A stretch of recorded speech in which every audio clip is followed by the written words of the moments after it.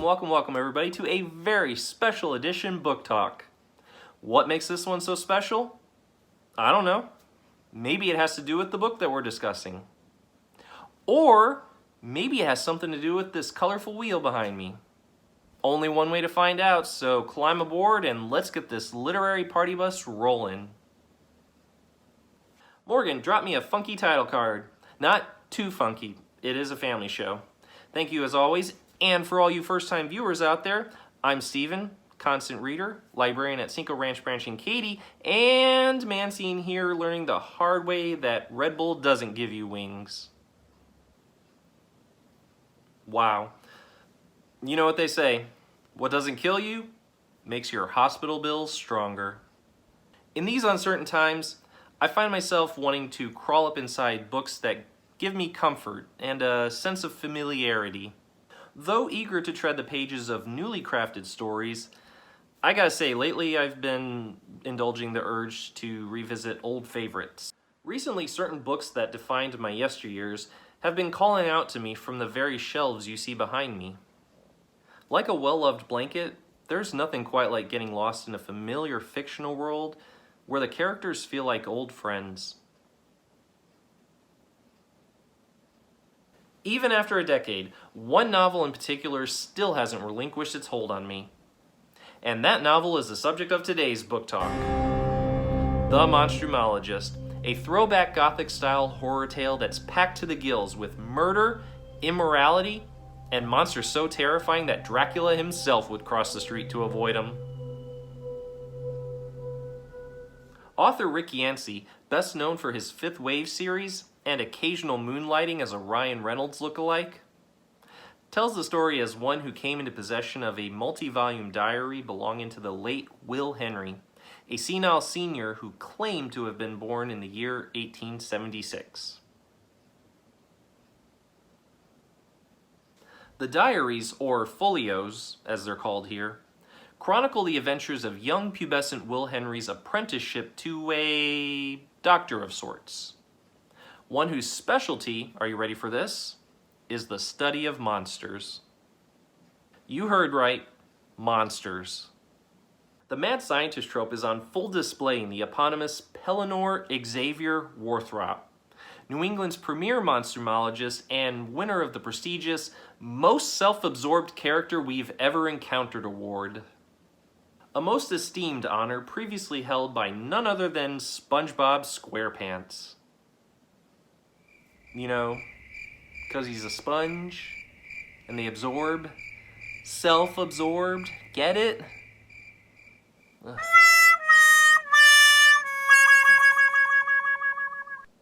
Set in 1888, this creepy pseudo-Victorian novel is presented in FPP mode by Will Henry, a quiet orphan who's been taken on as Dr. Warthrop's assistant/apprentice.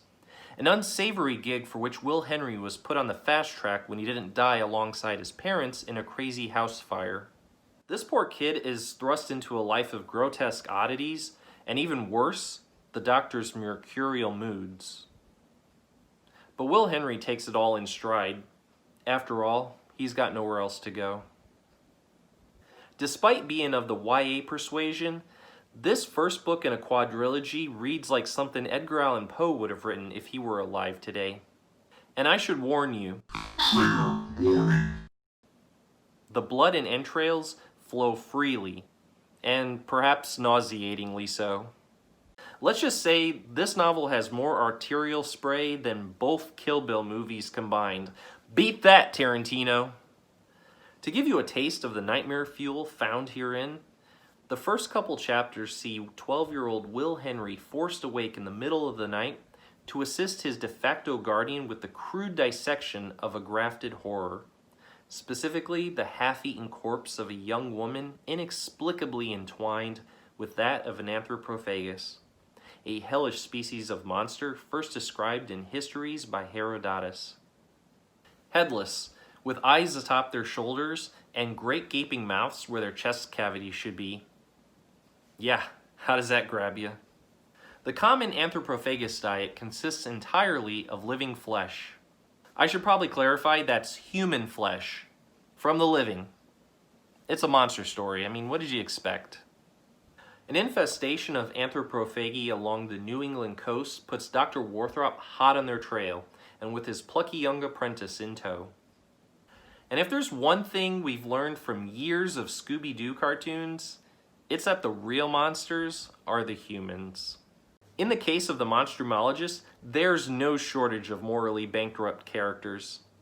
Take, for instance, the enigmatic Jack Kearns, a British surgeon dispatched to assist Dr. Warthrop in his monster hunt. Kearns may be a doctor, but he's no Patch Adams.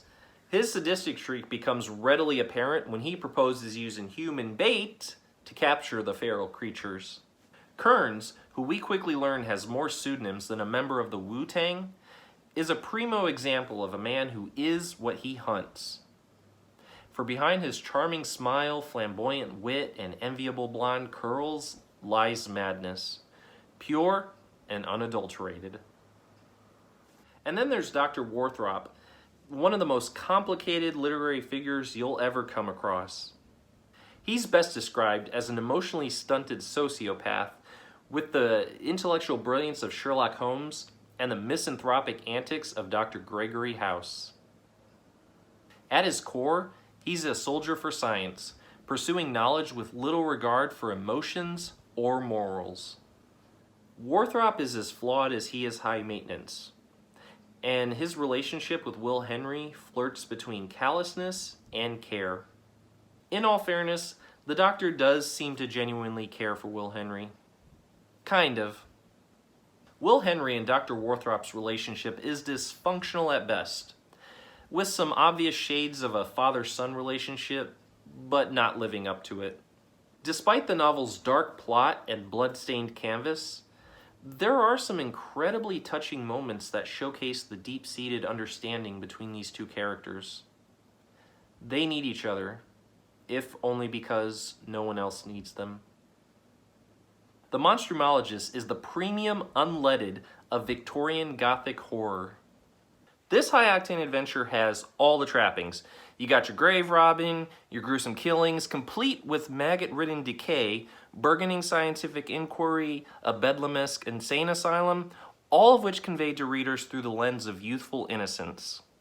Oh right, and I strongly recommend that you read this book at least an hour after you've eaten. I don't say this lightly, but start to finish, Rick Yancey's Monstrumologist series is the best series I've ever read. Sure, at its surface, these books are chock full of harries and scares and festivals of gore, but on a deeper level, this series illuminates the strengths and weaknesses that are inherent in humanity, exploring the thin veneer of society and civilization that divorces us, however seemingly, from the monsters lurking inside ourselves. For all its grisly details, The Monstrumologist is a superb choice for younger readers weaned on the likes of Darren Shan's Cirque du Freak and Will Hill's Department 19. For now, that concludes my discussion of The Monstrumologist. But before we sign off, I wanted to do something a little different. Since I've only received a couple suggestions on upcoming episodes, I thought I'd use this oh-so-lovely prize wheel to determine what book I should talk about next. As an added bonus, I thought it would be a fun way to expand my reading horizons, to get better acquainted with other genres and authors. So whatever title the wheel chooses today, that will be the topic of our next book talk. First thing we'll need to do is figure out what genre I'll be reading next. I'm game for just about anything, so here we go!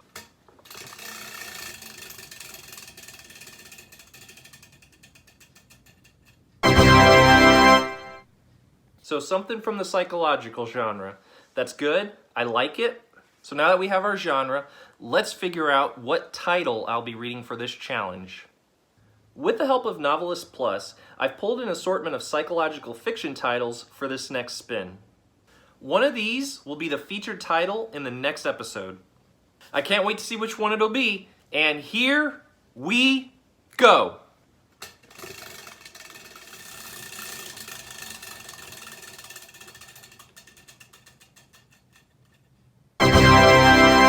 We have a winner, and it's Jennifer McMahon's The Winter People.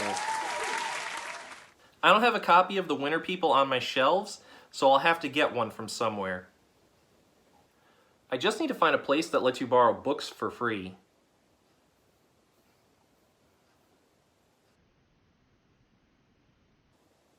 I'm sure it'll come to me. Let's go ahead and bring this to a close. Hit that subscribe button if you feel so inclined. If you want to see me do more surprise reading challenges, be sure to give this video a thumbs up. And let me know in the comments what books you'd like to see up on the big wheel. I'll get back to you just as soon as I finish reading The Winter People. In the meantime, thank you for watching, and as always, stay true to your shelves.